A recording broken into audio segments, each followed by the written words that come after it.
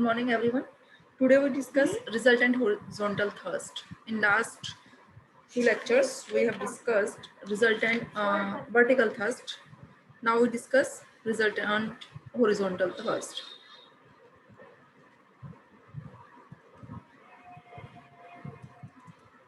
Now method to find the resultant horizontal thrust. देखो क्या है? Let a curved surface A, E, this point is B, A, E, B, C, A, D.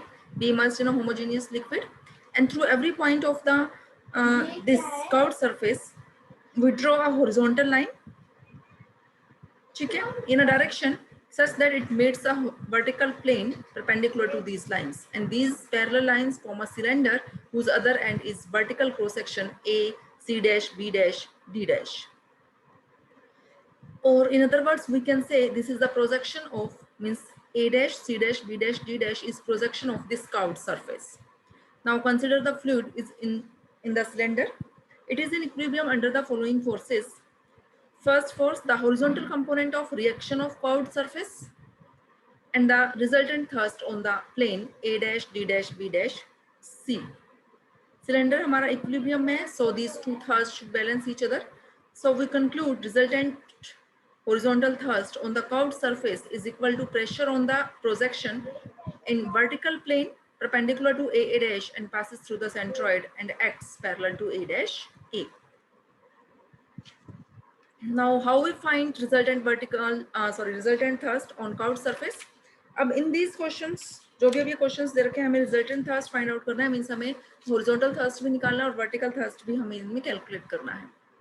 ठीक है. Resultant thrust on curved surface is determined by the finding the resultant vertical thrust हमें calculate करना है और हमें resultant horizontal thrust निकालना है. और आपको पता है हमने लास्ट लेक्चर में भी डिस्कस किया था कि जो हॉरिजॉन्टल थ्रस्ट निकलेगा वो आपका टू डायरेक्शंस में निकलेगा, एक्स और वाई. क्योंकि जब हम एक प्लेन एक्स वाई प्लेन जो है वो हम हॉरिजॉन्टल प्लेन कंसीडर कर रहे हैं और जेड एक्सिस जो है उस पर हम परपेंडिकुलर वर्टिकल एक्सिस हम कंसीडर करके चल रहे हैं. तो जो एक्स वाई प्लेन है तो उसमें हॉरिजॉन्टल थ्रस्ट दो डायरेक्शंस में हम कैलकुलेट करेंगे, एक्स डायरेक्शन में और वाई डायरेक्शंस में, which are perpendicular to each other. ठीक है. रिजल्टेंट थ्रस्ट होगा क्या? Under root x square plus y square plus z square. And line of action of resultant thrust make angles cos inverse x by r, cos inverse y by r and cos inverse z by r with the directions x, y and z axis respectively. अब एक remark given है इसमें, ये हमारा हम इसको exercise questions में use भी करेंगे. If a given curved surface is symmetrical about a plane drawn perpendicular to the assigned horizontal direction, then in such a case the resultant horizontal thrust on given curved surface will be zero because the horizontal thrust on each of the symmetric points shall be equal in magnitude and opposite in direction. For example जैसे आप क्या consider करो, ऐसे आपने cylinder की shape का कुछ भी कंसिडर किया या आपने सर्कल कंसिडर किया, कुछ भी आप कंसिडर करते हो, उससे उसको एक नाइफ से आपने एक सर्कल मीन्स एक बॉल को आपने एक नाइफ से कट कर दिया, बीच में से कट कर दिया. तो जो वो दो ये इक्वल हाफ पार्ट्स में डिवाइड हो गया, वो two half means two bowls बन गए आपके, एक तरीके से ओपन हो गए ना एक जगह फ्रंट से वो.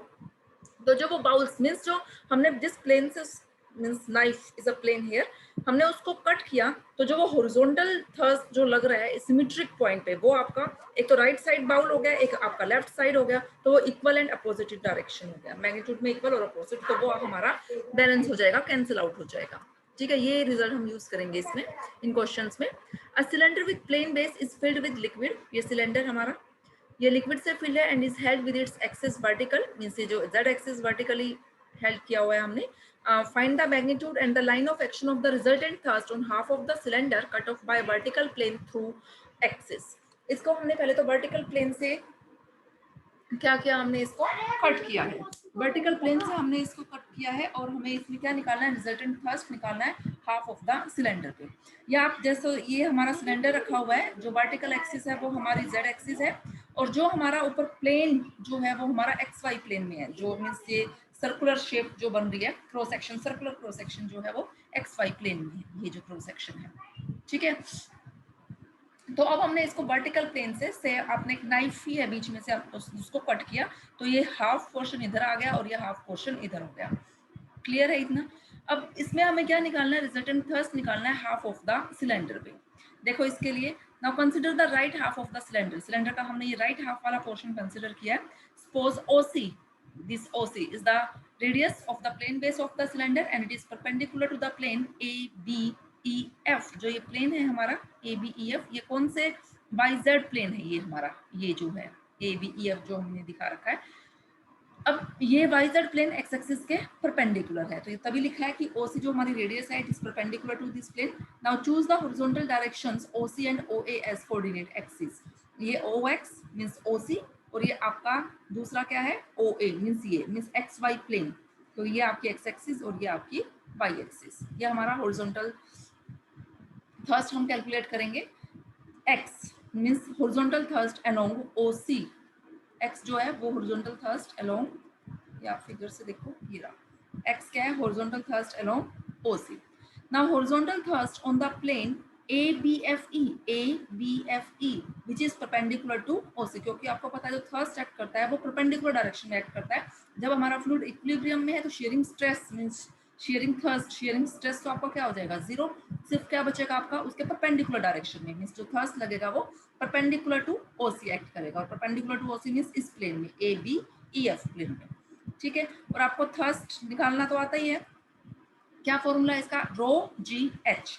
H मींस डेप्थ, किसका, depth of the centre of gravity from the free surface, तो ρG depth of its centre of gravity. और आपको पता है सिलेंडर के केस में जो डेप्थ है वो इसकी सेंटर पे लाई करती है। अगर जो ये हाइट h है तो h/2 पे into area, area of this ABED, इस प्लेन का एरिया, इस प्लेन का एरिया। ये प्लेन क्या बना हुआ है आपकी एक रेक्टेंगल शेप की, तो रेक्टेंगल ही तो बनी हुई है, तो क्या हो गया h इंटू 2r। h तो इसकी हाइट हो गई और 2r मीन्स लेंथ h बोल सकते हो, और जो ये विड्थ जो है वो क्या हो गई इसकी 2r हो गई, ठीक है, हो गया। ये तो हो गया हॉरिजॉन्टल थर्स्ट अलोंग OC। अब हमें y निकालना है means horizontal thrust along y axis. y axis means direction कौन सी है, ये OA डायरेक्शन में, horizontal thrust along this direction. इस y डायरेक्शन का मतलब परपेंडिकुलर कौन सा प्लेन हुआ, XZ प्लेन, ये प्लेन आपका परपेंडिकुलर हुआ।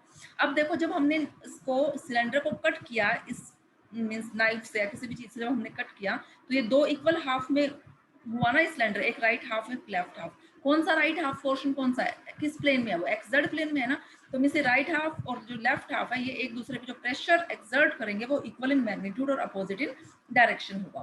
तो दैट्स व्हाई जो हमारा रिजल्टेंट हॉरिजॉन्टल थर्स्ट है अलोंग OA वो हमारा क्या हो जाएगा, जीरो हो जाएगा। फिर हमें क्या कैलकुलेट करना है, Z। Z is the vertical thrust on the curved surface, और जो वर्टिकल थर्स्ट है which is equal to the weight of superincumbent liquid, or you can say weight of liquid contained in the vessel। तो weight फिर क्या आएगा, wait किसके, volume into rho into जी।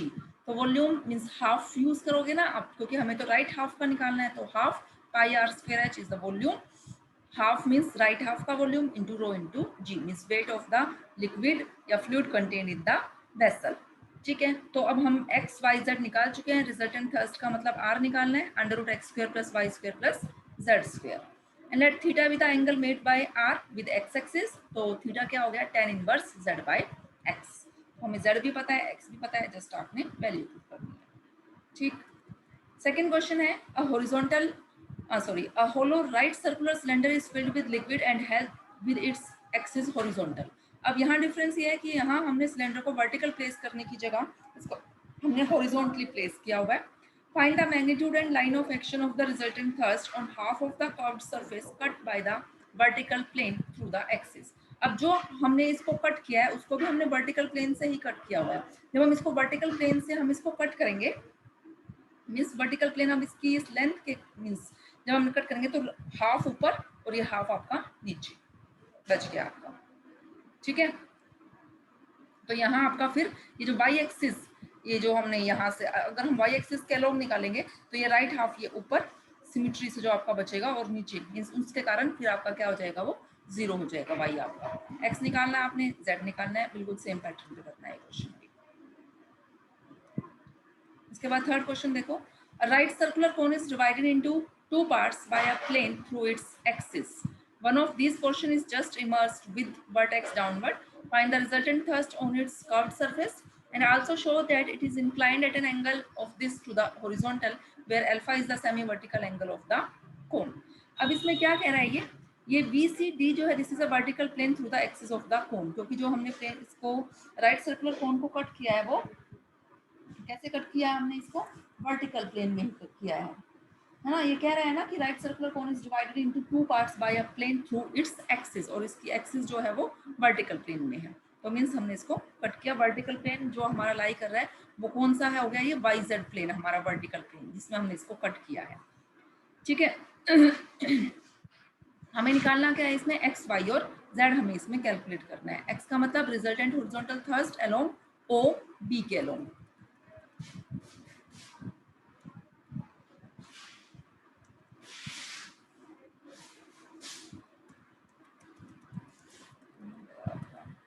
ठीक है, और resultant horizontal thrust along O B means this is the projection of curved surface of half cone on perpendicular plane vertical plane which is perpendicular to OB by means जो resultant thrust आपका लगेगा वो इस triangle पे लगेगा BCD, क्योंकि जो BCD triangle it is perpendicular to this plane, sorry perpendicular to x axis.